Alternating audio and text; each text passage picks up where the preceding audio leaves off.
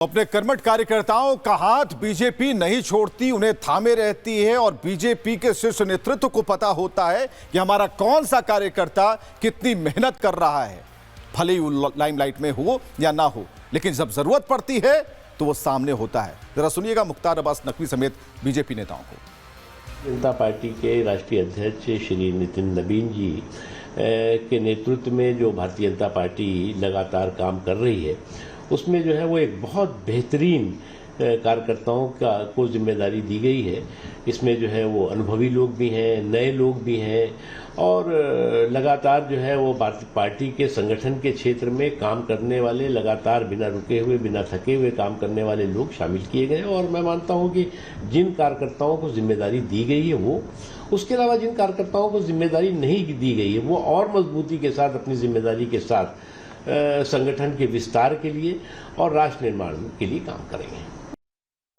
मेरी प्रथम प्रतिक्रिया तो मैं अपने राष्ट्रीय लेवल के सभी हमारे नेतृत्व करने वाले सभी वरिष्ठ आगेवान, जो हमारे प्रधानमंत्री जी है माननीय नरेंद्र भाई मोदी सर, और हमारे गृह मंत्री, हमारे पार्टी के गृह मंत्री है अमित भाई शाह साहब,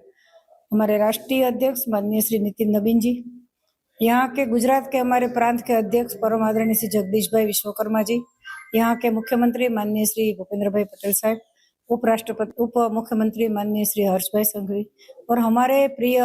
मार्गदर्शक करने वाले पार्टी के संगठन महामंत्री माननीय रत्नाकर जी, जिन लोगों ने मुझे ये दायित्व दिलाने में जो अपनी कर्तव्य निभाए, उन लोगों का मैं दिल से शुक्रिया अदा करती हूँ, बहुत आभार व्यक्त करती हूँ।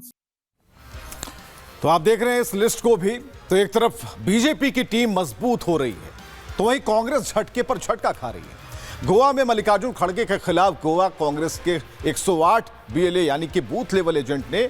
एक साथ इस्तीफा दे दिया। बूथ लेवल एजेंट चुनावी प्रक्रिया में राजनीतिक दलों की जमीनी मौजूदगी के लिए महत्वपूर्ण भूमिका निभाते हैं और बीजेपी की जीत में इन बीएलए से लेकर पन्ना प्रमुख तक का अहम किरदार होता है। खुद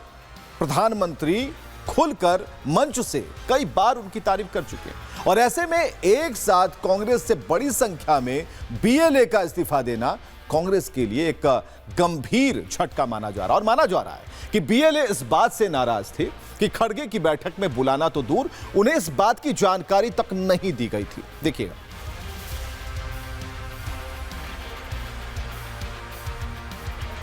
तो खड़गे के खिलाफ बगावत, और हम आपको एक पूरी और पुख्ता जानकारी दे रहे हैं कि बीएलए नाराज चल रहे हैं और यह इस्तीफा इस बात का सबूत है कि कहीं ना कहीं कांग्रेस के शीर्ष नेतृत्व से बीएलए के बीच में एक अलग सी स्थिति है। इसलिए जरूरी हो गया कि कांग्रेस का हाथ छोड़कर अलग हो जाया जाए। और बात करेंगे कांग्रेस की, जिसकी मुश्किलें बढ़ती ही जा रही हैं। वंदे मातरम का अपमान, और वंदे मातरम का अपमान करने वाली कांग्रेस अब पूरी तरह से एक्सपोज हो चुकी है। पहले वंदे मातरम रुकवाया,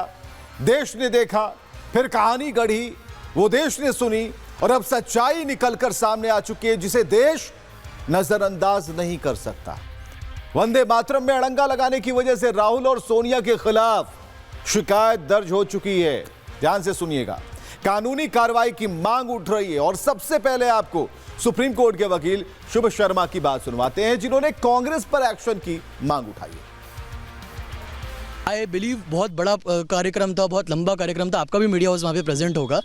और इतने लंबे कार्यक्रम के अंदर, इतने देर के कार्यक्रम के अंदर आप सोनिया गांधी जी तब ही कुर्सी मंगवाती है जब वंदे मातरम के वो 2 स्टैंजा पूरे हो जाते हैं और वो नेक्स्ट स्टैंजा पे मूव करते हैं। और ये वही 2 स्टैंजा हैं जिसके लिए जो आज तक बचते आ रहे थे और जो आगे के स्टैंजा है जिनका वो कहीं ना कहीं विरोध करते दिख रहे थे। शायद उसके अंदर दुर्गा माँ का शब्द, दुर्गा शब्द इन्वॉल्व है इसलिए, या मंदिर शब्द इन्वॉल्व है इसलिए, लेकिन उन शब्दों को से बचने के लिए या एक किसी कम्युनिटी को बचाने के लिए आप उस राष्ट्रगीत का अपमान करेंगे, क्या वो जायज़ है? बिल्कुल नहीं,